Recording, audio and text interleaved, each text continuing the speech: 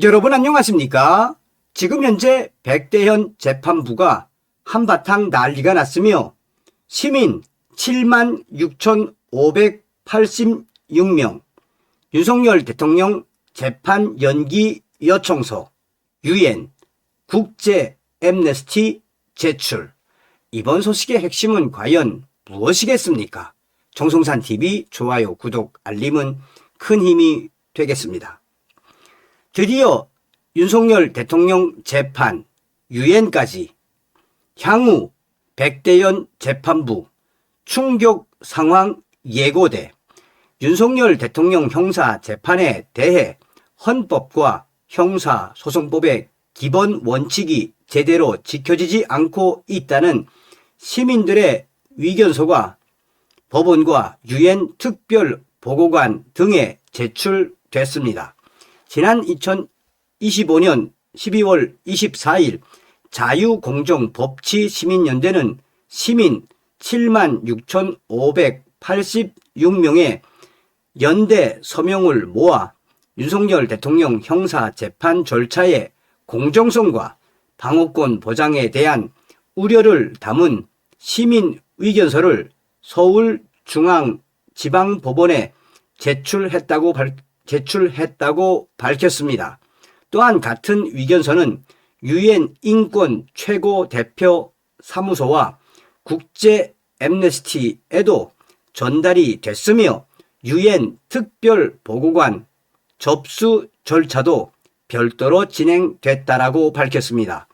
이번 시민 의견서는 특정 재판의 결과나 판결 방향을 요구하는 것이 아니라 형사 재판 과정에서 헌법과 형사소송법의 기본 원칙이 제대로 지켜졌는지, 피고인에게 실질적인 방어권이 충분히 보장됐는지에 대한 시민적 문제의식을 반영한 것입니다.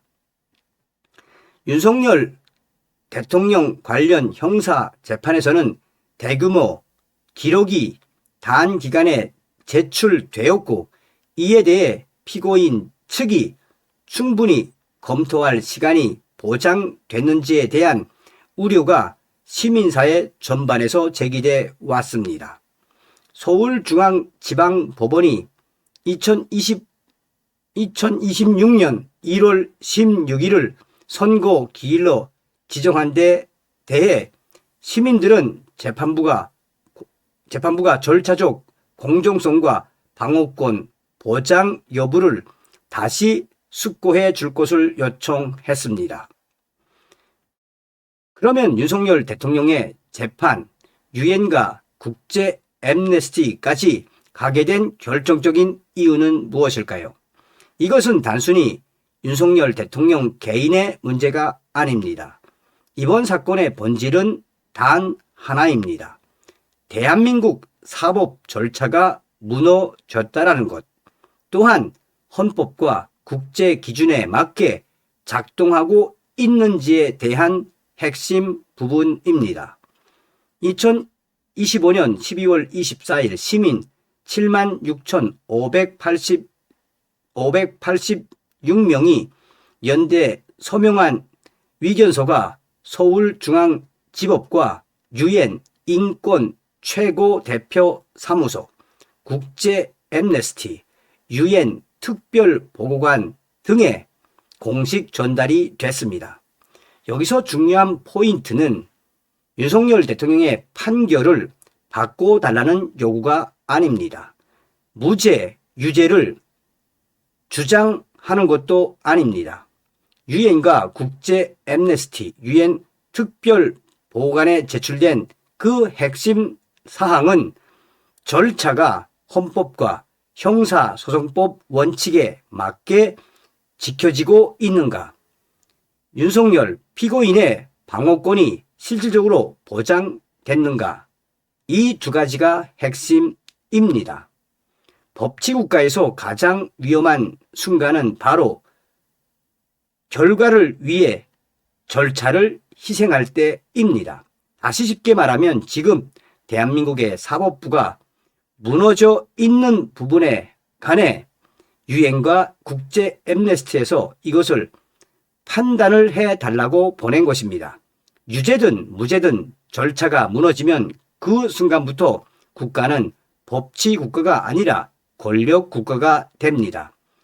이번 재판에서 시민사회가 유엔과 국제 엠네스티 또한 유엔 특별보고관에게 제출을 한 핵심은 방대한 기록이 단기간에 제출됐다는 점, 피고인 측이 이를 충분히 검토할 시간이 있었는지, 선고 기일이 지나치게 빠르게 지정됐는지, 이것은 현재 형사소송의 기본 구조 문제입니다. 그러면 왜 유엔과 국제 엠네스티인가? 여기서 많은 분들이 이런 질문을 하게 될 것입니다. 국내 재판인데 왜 유엔과 국제 엠네스티인가? 이 질문이야말로 우리가 국제 인권 체계에 대해 얼마나 오해하고 있는지를 보여줍니다. 유엔과 국제 엠네스티는 판결을 뒤집지 않습니다. 한국 사법권을 침해하지 않습니다. 그들이 보는 것은 매우 중요합니다. 한국 윤석열 대통령 재판의 절차적 공정성, 윤석열 대통령의 방어권, 윤석열 대통령의 국제인권 규범 준수 여부 등입니다. 대한민국은 국제인권 규약 가입국입니다. 즉, 국제 기준을 지키겠다고 이미 약속한 나라입니다. 첫 번째 효과는 기록 효과입니다. 이는 백대현 재판부에게 매우 중요한 계기가 될 것입니다. 유엔에 접수된 자료는 그 자체로 국제 시스템에 남게 됩니다. 오늘은 아무 일도 일어나지 않은 것처럼 보여도 이 기록은 향후 유엔 인권 보고서, 유엔 특별 보고관 연례 보고서, 대한민국 인권 상황 평가서에 그대로 남아 있게 됩니다. 고로 백대현 재판부가 어떤 판결을 내리던 간에 유엔은 이 재판을 들여다볼 수밖에 없는 상황이 돼 버렸습니다. 그때는 아무도 문제 제기를 안 했다라는 말은 이제 더 이상 통하지 않게 됐습니다. 두 번째 효과는 국내 백대현 사법부를 향한 신호입니다. 유엔 국제 엠네스티의 자료가 제출됐다는 그 사실 하나만으로도 백대현 사법부는 또 재판부는 떨고 있을 것입니다. 이 재판은 국내 문제로 끝나지 않는다라는 시그널, 또한 유엔과 국제 엠네스티 등 국제 기준의 눈이 윤석열 대통령의 재판을 보고 있다는 시그널, 이것은 압박이 아니라 한국 재판부에 보내는 강력한 신호입니다. 백대현 재판부가 향후에 어떤 결정을 내리든지 그 부분까지도 다 기록에 남을 예정입니다. 절차 하나하나가 국제적으로 검토될 수 있다는 이 충격적인 사실은 재판부에게 결코 가벼운 문제가 아닙니다. 세 번째이자 가장 중요한 효과, 시민들이 침묵하지 않았다는 결정적인 증거가 터진 것입니다. 76,586명, 이 숫자는 단순한 서명이 아닙니다.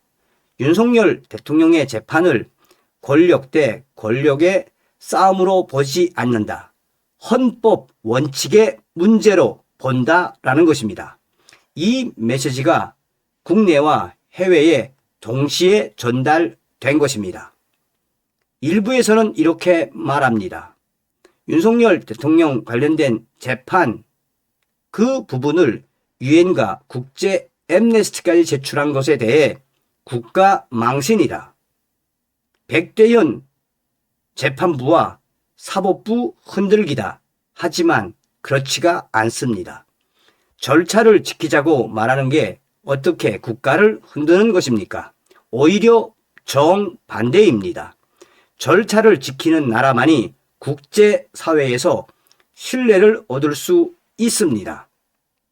이것은 윤석열 대통령을 위한 싸움이 아닙니다. 이것은 대한민국의 헌법을 지키기 위한 싸움이며 또한 자유우파 국민들이 윤석열 대통령에 대한 재판을 헌법과 형사법상 법대로 하라는 강력한 저항입니다. 만약 향후 백대현 재판부가 윤석열 대통령의 재판을 어떻게 하든지 간에 이 문제는 앞으로 국제사회로 일파만파 빠르게 확대될 것입니다. 그래서 이 자료 제출은 매우 중요합니다. 그래서 유엔과 국제 앰네스티가 등장한 것입니다. 이것은 정치적 행위라는 것보다도 대한민국 법치가 살아있느냐라는 문제입니다. 이 부분에 있어서 가장 중요한 것이 또 한 가지 있다면 바로 적지 않은 인원, 대한민국의 애국 시민들 76,586명의 저항이 시작됐다라는 신호이며 이는 앞으로 더 확대될 예정이어서 백대현 사법부의 앞으로의 충격 상황이 예고되고 있는 것입니다. 어떤 생각이 드십니까, 여러분? 다음 시간에 뵙겠습니다. 멸공.